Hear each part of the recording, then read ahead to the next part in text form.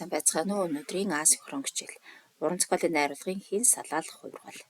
Хичээлийн зорилго уран зохиолын ихэд салаалах хувиргал гэж утгыг дэлгэрүүлэн тайлбарлах. Хэлний хувиргал маань хураах, дэлгэрүүл, тонгорох, салаалах гэсэн дөрвөн хувиргал байна. За ерөнхийдөө хураа гэхээр бид нэр хаснаа гэж ойлгоно. Дэлгэрүүлнэ гэхээр нэмэх юм байна. Тонгорох гэхээр байрын солино.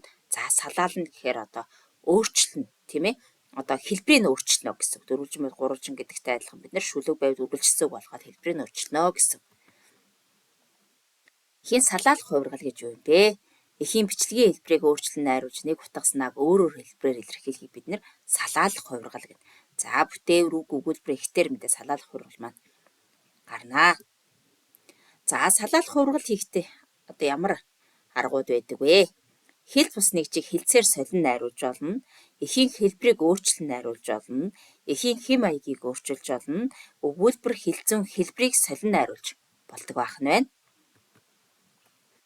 За дараах уран зохиолын эхийг салаалан бичсэн хувиргасан зүйлийг хэдүүлээ харъя. За өөлөн их мэрэгдийн нутгаас олж авсан хүчүүн нэрт хөвгүүн ба тайчуудын бисүүдийн нутгаас олж авсан хөвчүү, татарын нутгаас олж авсан шигийн хутаг, зүрхний нутгаас олж авсан борхуул энэ дөрвөн хөвгүүнийг гэр дотроо асарч байна. Өөлөн их хөвгүүддээ өгүүлрэн эднийг өдөр үзэх нүд шүн сонсох чих болгоё гэв. За үүнийг хэрхэн салаалан хувиргасан бэ?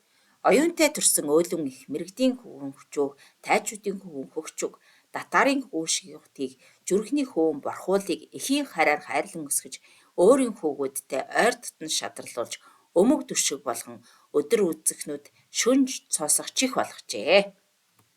За эндээс харахад тэгвэл энэ хоёр ихийг харьцуулаад үзэх юм бол эхийн хэлбэрийг өөрчлөн найруулсан. За өөрчлөн найруулахдаа үргэлжлсэн үгийн зохиолыг шүлгэлсэн хэлбэр рүү оруулж салаалан хувиргасан байна гэсэн үг. Дэлхийнүүд гэдэг ихийг хэдүүлээ хамтдаа уншийе. Амьдарч байсан намаг нь хатгад 2 мэлхий шумбан наадаж болох газар хайн явжээ. Тэгтэл өмнө худаг таарлцсанд нэг нь бодож ирэх зөөлсөн ч үгүй шууд харайн орж цэнгэг усанд булхан баясав. За үүнийг ингэж салаалсан байна. Толгой орогдож байсан намаг нь хатгад 2 мэлхий шумбан наадаж болох газар хайн явжээ.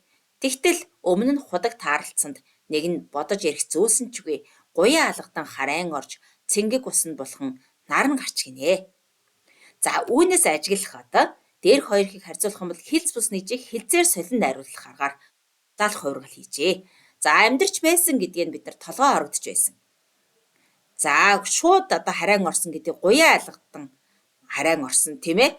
За цэнгэг усанд булхан баясав гэдгийг бид нар булхан наран гарч гинэ гэх зэргээр хэлц бус нэгжийг хэлцээр солин найруулах аргаар салаалсуулсан байна.